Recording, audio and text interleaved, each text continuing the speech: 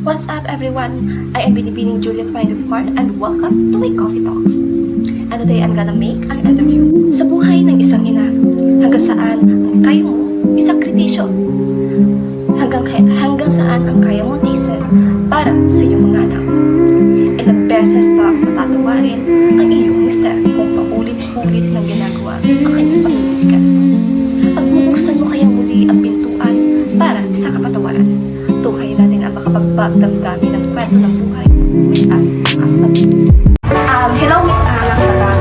Maraming salamat naman dahil pag-unlakan mo ang aking pakiusap na ibahagi mo sa amin ang iyong naging karanasan. Miss Anne, maaari mo ba ibahagi naman sa amin ang karanasan mo bilang isang ina at bilang isang unbothered wife? Gusto ko lang ibahagi para maka-inspire ng iba. Yes. Ang nangyari sa buhay ko, sa pamilya ko. Nung una, siyempre, dumaan ako sa mahirap talaga magpalaki ng 4 na anak. Oo, di ba?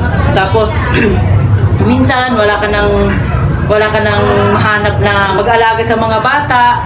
So dati may trabaho ako, may trabaho din yung husband ko. Tapos, nagkasunod-sunod yung anak ko, kaya ipinagpalit ko yung trabaho ko sa pamilya ko. Kasi mas maganda na ako na lang magpalaki sa mga anak ko kaysa kukuha ako ng mag-aalaga. Kaya yun, inano ko na lang, pinagpalit ko yung trabaho ko, nag-alaga ko ng mga bata. And anong taon yun?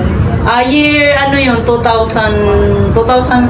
Nung pinagpalit mo yung trabaho mo sa mga anak mo, ilan na yung anak mo noon? 4 na? 4 na sila, 4 na sila. Ayan, okay lang ba na itanong ko sa'yo na may katotohanan ba o gaano kadalas na ang iyong asawa ay namimisikan? Nung time na una-una talaga, pag pera ang pinag-uusapan, yun, una yun. Pangalawa, third party. Pag meron talaga, pag ang isang lalaki guilty sa may ginagawa siyang masama, may ginagawa siya, yun, dadaanin ka sa gano'n. Nahuli mo ba siya sa akto or sabi-sabi lang naman ang mga kapitbahay? As in, nahuli ko talaga siya. Sa akto? Sa akto. Dinala pa sa bahay namin, yung ano niya, yung dinala pa sa bahay namin at nagkaroon sila ng anak. Ano naman yung pinaka-first impression mo na ano yung naramdaman mo? Doon sa nangyari? Yes, at tsaka nakita mo diba yung third party na yun at na face to face mo talaga siya. So ano yung naramdaman mo nung nakita mo yung babae? Nung naramdaman ko, nung time na yun, siyempre nagalit ako sa asawa ko. Pero, ang pagmamahal naman, mapag-ubaya eh. Ang sabi ko sa asawa ko, sige, ayan ang mga damit mo. Kung gusto mo siya, sumama ka na sa kanya. Sumama ka na doon, sabi ko. Tapos, ayaw naman ang asawa ko. Dumaan doon, nakarating nga kami sa tawag dito, yung Barangay. Oo, sa barangay. Kahit dahil nga doon sa nangyari, nakarating sa puntong ganun. Yes. Pagdating doon sa Lupon, ayaw talaga makipaghiwalay ng asawa ko kasi may pamilya daw siya, may mga anak. Kaya hindi talaga walang nangyaring hiwalay yun talaga. Oo. Kinilaro mo ba sa asawa mo na ayaw mo makipaghiwalay pero nagkakaroon ka naman ng third party? Yun, sinabi ko naman sa kanya yun. Ang sabi niya naman, kayo ang pamilya ko, kaya nandito ako sa inyo.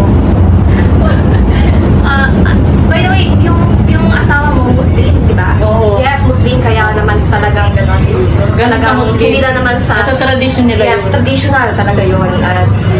Ewan ko, siguro macho kapag ka madami.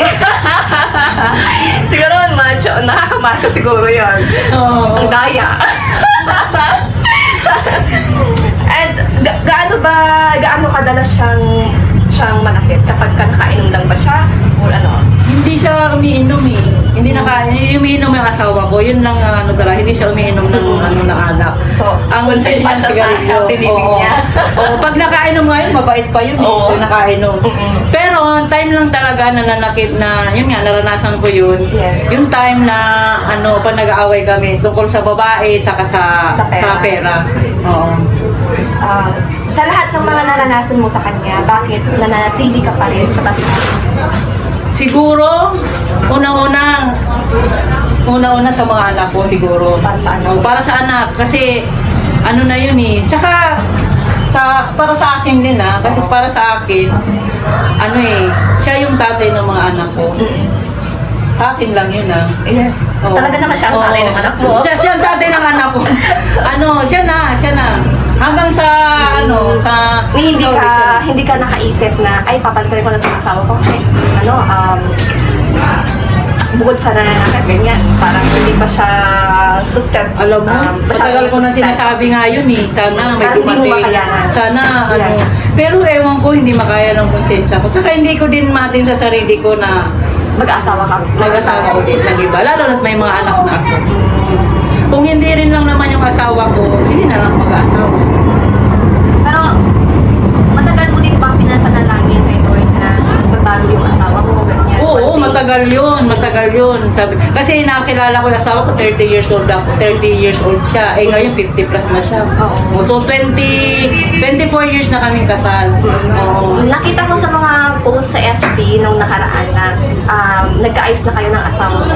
Ano yung mga hiniling mo ba to sa Lord? Araw-araw, iniyak mo ba to? Sinorender mo ba yung buhay sa Kanya para magbago siya? Oo naman. Unang-una, hiniling ko talaga sa Lord. Kasi forgiveness Yes. talaga. Kasi ang forgiveness is nandun yung success. Lalo na mga anak ko ngayon, mga gagraduate na, malalaki na sila. Unang-una, patawarin nila yung tatay nila, patawarin ko yung asawa ko. Hiniling ko sa kanya, sa Panginoon, na yung pagpapatawad talaga. Oo. Miss Anne, pwede mo bang ibahagi sa amin kung gaano kabigat magpatawad, kung gaano kahirap, at kung gaano katagal mo napatawad ang iyong asawa para bumalik na yung dating pagmamahal mo sa kanya? Alam mo Ano yung secret? ang sekreto talaga Yes. sa pagpapatawad. Kung nasa heart mo si Jesus, hindi mahirap magpatawad. Exactly. Yun ang sekreto. Oo. I see, so just a wonderful Yun. answer. Kasi no? mahirap talaga magpatawad. Nakakaingit naman yun. So, Miss Anne, ngayon, maayos na kayo ng asawa mo, nagsasama na kayo, pati mga anak mo. At balita ko, yung isa mong panganay is graduate na, engineering, right?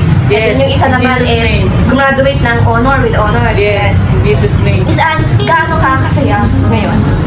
Siyempre, unang-una masaya ako at nakilala ko ang Panginoon.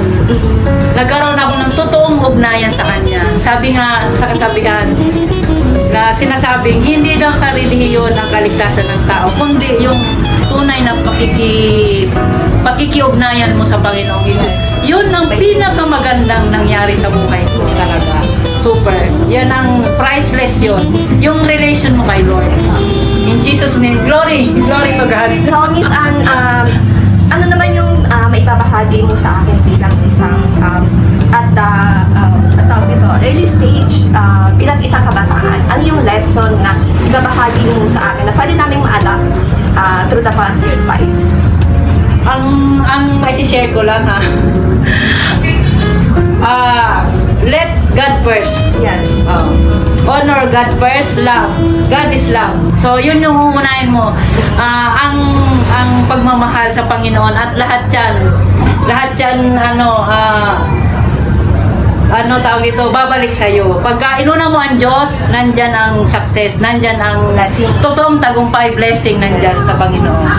Sa tingin mo ba is hindi man kayo mayaman, pero nang nagkabalikan kayo ng asawa mo and hindi maayos yung buhay mo, panalong-panalo ka na.